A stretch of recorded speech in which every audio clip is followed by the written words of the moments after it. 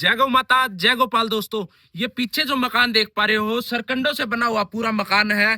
क्या क्या इसमें उपयोग लिया गया है और कितने साल इस मकान को बने हुए होंगे, एक एक करके आप सभी तक जानकारी पहुंचाने की कोशिश करता हूं। सबसे पहले घर में अगर जरूरत पड़ती है तो खाना किस तरीके से बनाया जाता है वो प्रोसेस मैं आप सभी को दिखाऊंगा। ये देखिए, इस तरीके का यहाँ पे चूल्हा बनाया गया है। हालांकि फर्श जरूर पक्का है, लेकिन जो आप चूल्हा देख रहे हो ये गोबर और मिट्टी के द्वारा बनाया गया है। इसमें ये दो यहाँ पे छेद छोड़े हुए हैं, जिसमें एक के ऊपर सब्जी गर्म कर सकते हैं और एक के ऊपर रोटी बना सकते हैं। ये यहाँ पे गर्म करने के लिए, सब्जी के लिए यहाँ पे अलग अलग लकड़ियां जो है, कचरा घर में बच जाता है वो काम में लिया जाता है। अब बात आती है ये दीवारें किस तरीके से बनी है। आपने बहुत सारी दीवारें देखी होंगी जो जिनमें पत्थर का उपयोग हुआ होगा या फिर कच्ची ईंटों का उपयोग होता होगा, लेकिन ये जो दीवारें हैं सरकंडों के द्वारा बनी हुई है। चौड़ाई की बात करूं तो लगभग इतनी चौड़ाई है। ये यहाँ पे बांस का एक सपोर्ट देने के लिए आ गया, जबकि चौड़ाई की मात्र इतनी ही है इसकी। ये देखिए, इधर दिखाइए, इतनी चौड़ाई इसकी आती है। बाहर गोबर और मिट्टी का लेप किया गया है, जिसके अंदर भूसा मिलाकर मिक्सचर तैयार किया जाता है, उसी का लेप किया गया है। अंदर से कुछ इस तरीके की देखने को मिलती है। अगर मैं छत की बात करूं तो छत के ऊपर वही पुराने तरीके से सरकंडों का उपयोग किया गया है। बीच में सपोर्ट देने के लिए बांस की लकड़ियों का सहारा लिया गया है।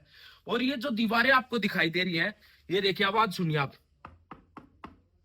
देखिए, ये कच्ची दीवारें हैं, सरकंडा इनके अंदर लगा हुआ है। इनके ऊपर गोबर और मिट्टी का लेप किया गया है और उसके ऊपर कलर कर दिया गया है। अब बात आती है अगला रूम किस तरीके से दिखता है। ये वाला रूम आप देखोगे तो अचंभित रह जाओगे। आपने इससे पहले ऐसा रूम कभी नहीं देखा होगा। ये देखिए, जैसे ही हम अंदर चलते हैं तो सामने की तरफ अपने को देखने को मिलते हैं कि बहुत सारे बर्तन रखे हुए हैं। ये मानो किसी रेस्टोरेंट में आ गए हो। अब ये बात आती है कि ये देखने में दूर से ऐसे दिखाई दे रहे हो, या तो किसी प्लाई बोर्ड के माध्यम से बने हो या फिर सीमेंट का उपयोग किया गया हो, लेकिन इनकी आवाज सुनिए।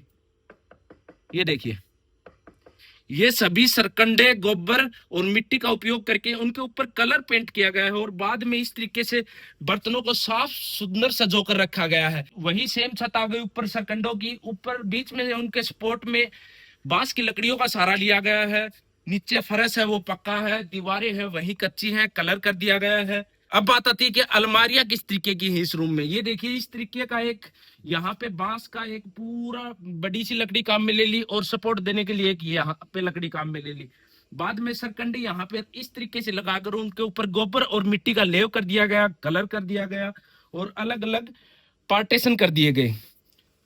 यहाँ पे अगर मैं गेट की बात करूं तो वही लोहे के गेट है। आज के दौर के साथ बदलते बदलते ये भी धीरे धीरे बदलने लगे। अभी ये देखिए, चारपाइयां, हालांकि आपको बड़े बड़े घरों में या फिर कोई भी छोटा घर देखते होंगे उसमें भी आपको बेड दिखाई देंगे, लेकिन यहाँ पे आज भी चारपाई का उपयोग होता है।